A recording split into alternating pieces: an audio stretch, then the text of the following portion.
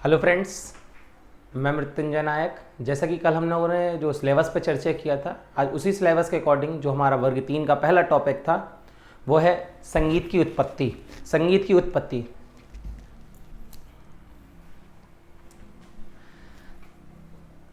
सबसे पहले शुरुआत करते हैं संगीत की परिभाषा से। तो संगीत की परिभाषा क्या है? संगीत की परिभाषा है गायन, वादन, नृत्य, इन तीनों कलाओं के समावेश को हम संगीत कहते हैं। ठीक है। तो संगीत के अंतर्गत अगर अपन देखें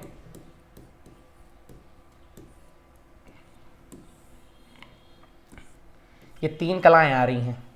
पहला गायन, वादन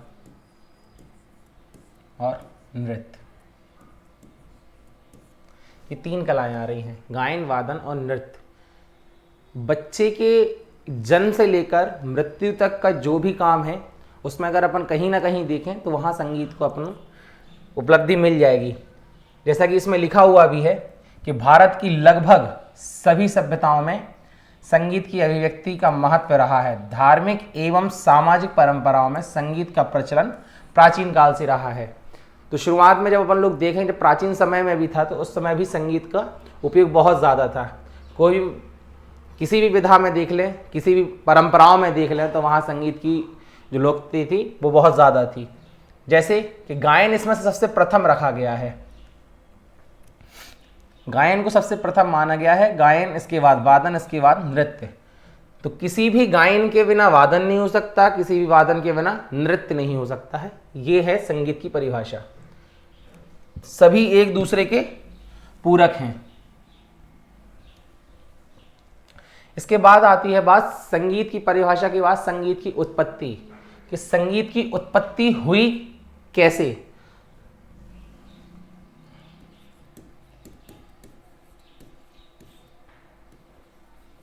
संगीत की उत्पत्ति। संगीत की उत्पत्ति कब, कहाँ, कैसे हुई ये बात वैसे पता नहीं है, क्योंकि शुरुआत में संगीत कब कहाँ से आया है।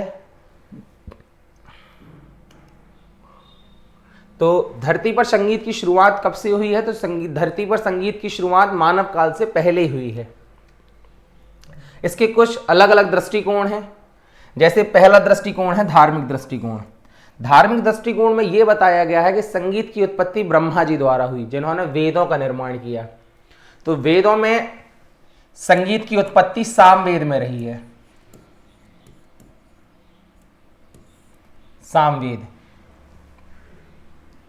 सामवेद के अंतर्गत हम लोग संगीत को पढ़ते हैं। तो संगीत की उत्पत्ति सबसे पहले ब्रह्मा जी हुई। ब्रह्मा जी से यह ज्ञान शिव जी को मिला। शिव जी ने यह ज्ञान सरस्वती जी को दिया। सरस्वती जी ने यह ज्ञान नारद को दिया। नारद ने यह ज्ञान किन्नर, गंधर्व और अप्सराओं को स्वर्ग में दिया।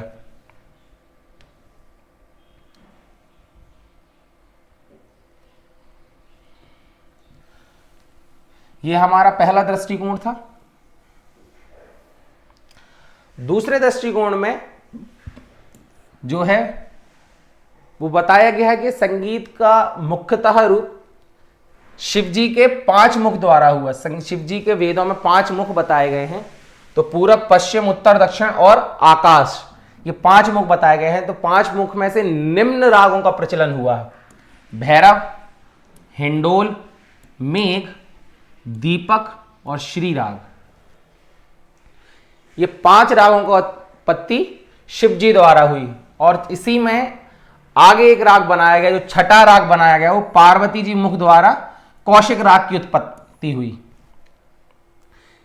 ये हमारा जो वैदिक रूप बताया गया है, जैसा कि हमने देखा था। तो जो धार्मिक दृष्टिकोण है,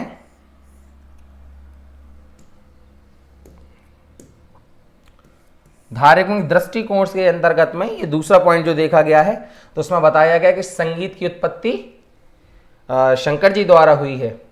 इसी में आगे बढ़ते हुए एक और दृष्टिकोण देखा गया है, फारसी। तो फारसी में एक जो शास्त्रकार हुए उनका नाम था हजरत मूसा पैगंबर। इनके अनुसार जब ये पहाड़ों पर घूम रहे थे तो उस समय वहां पर एक उन्हें पत्थर दिखाई दिया। जो पत्थर टूटा हुआ था उसके 7 टुकड़ों में से 7 जल धाराएं बह रही थी, जिसमें से उन्होंने 7 स्वरों का स्थापना हुई। तो यहां से एक दृष्टिकोण जो दिया गया है वो किसने दिया है? हजरत मूसा पैगंबर ने दिया है। इसके बाद चौथा दृष्टिकोण जो है वो दिया गया है पशु पक्षियों द्वारा। पशु पक्षियों द्वारा मतलब कि जो पंडित दामोदर जी थे तो उन्होंने एक पक्षियों को उत्पत्ति मानते हुए उन्होंने बताया कि मोर से सा, मोर से सा, चातक से रे,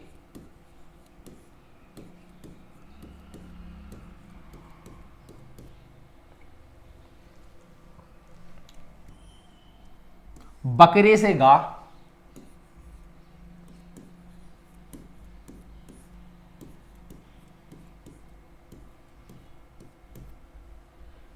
इसके बाद कौवे से मां,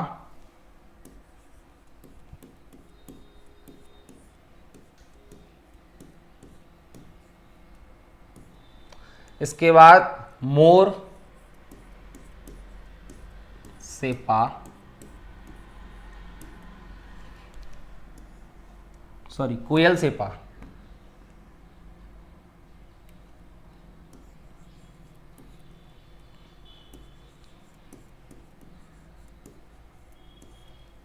इसके बाद मेढक से तथा हाथी से नी।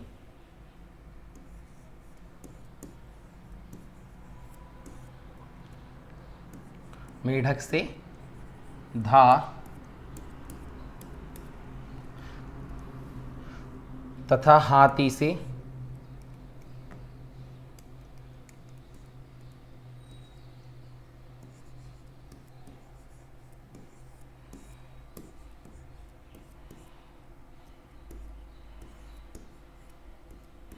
ये 7 स्वरों की रचना पंडित दामोदर ने पक्षियों से बताई है कि पक्षियों द्वारा भी संगीत की उत्पत्ति हुई है। इसी तरीके से एक और पक्षी की बात आती है। एक पक्षी जो है वो मूसीकार नामक एक पक्षी है।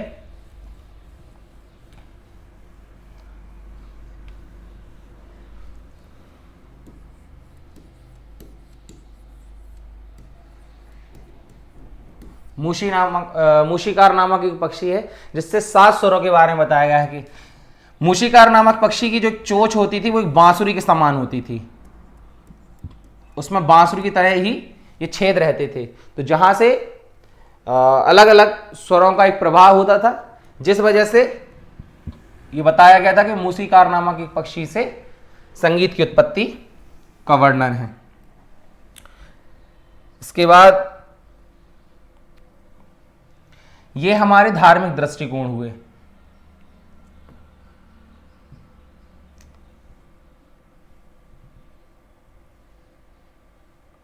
धार्मिक दृष्टिकोण के बाद जो आते हैं अन्य दृष्टिकोण, वो भी हम देखेंगे। अन्य दृष्टिकोण में एक जो बाहर के प्रोफेसर हुए, जो भारत से बाहर के हैं, फ्राइड के अनुसार संगीत की उत्पत्ति शिशु के मनोविज्ञान के आधार पर हुई है। जैसे शिशु जब पैदा होता है तो वो हंसना खुद सीखता है, हंसना, रोना संगीत के अंतर्गत आता है। संगीत के अंतर्गत 2 आती हैं, एक संगीत उपयोगी ध्वनि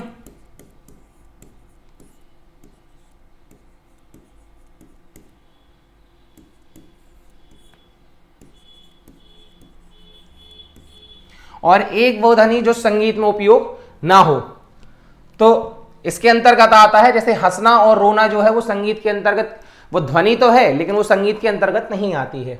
इसलिए फ्राइड्स के अनुसार शिशु के समान मनोविज्ञान के आधार पर हुई है।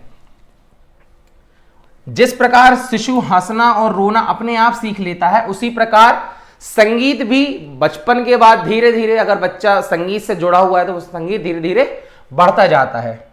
इसी तरह से जेम्स लॉन्ग्स का कहना है, जेम्स लॉन्ग्स के अनुसार मानव को जिस प्रकार बोलना और चलना नहीं सिखाया जा सकता है, उसी तरह से किसी बच्चे को जबरदस्ती संगीत नहीं सिखाया जा सकता है। तो उनका यह कहना है कि यह क्रिया अपने आप हो जाती है। जिस प्रकार बोलना तथा चलना सीखा और फिर धीरे धीरे क्रियाशील होने के बाद उसके अंदर संगीत स्वतः ही उत्पन्न हो जाता है। ये कुछ बातें थी जो संगीत की उत्पत्ति से ली गई हैं। अंत में एक बात है, मानव को संगीत का ज्ञान सभी कलाओं से पहले ऐसा माना जाता है कि जब कोई कला नहीं थी उस समय संगीत का ज्ञान मानव को था।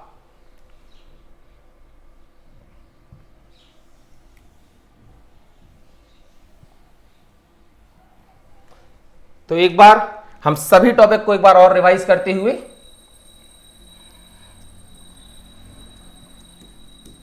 संगीत, 3 कलाएं हैं, गायन, वादन और नृत्य।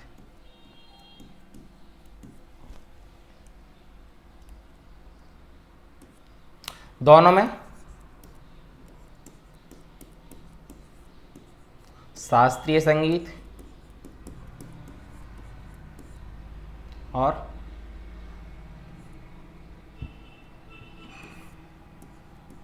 सुगम संगीत।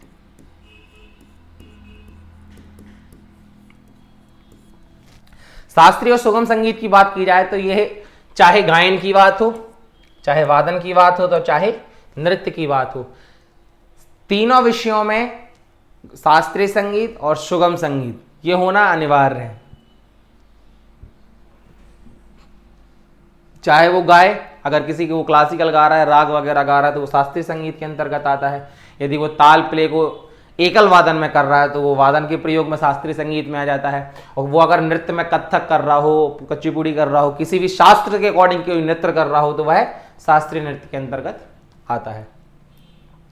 इस प्रकार ये आज का जो टॉपिक है संगीत और संगीत की परिभाषाएं, तो आज के टॉपिक में जो अपन लोगों ने कंप्लीट किया है, तो संगीत की परिभाषा और संगीत की उत्पत्ति कब कहाँ कैसे हुई इसको कंप्लीट किया है। बाकी अगला टॉपिक जो स्वर है इसको हम लोग नेक्स्ट क्लास में देखेंगे।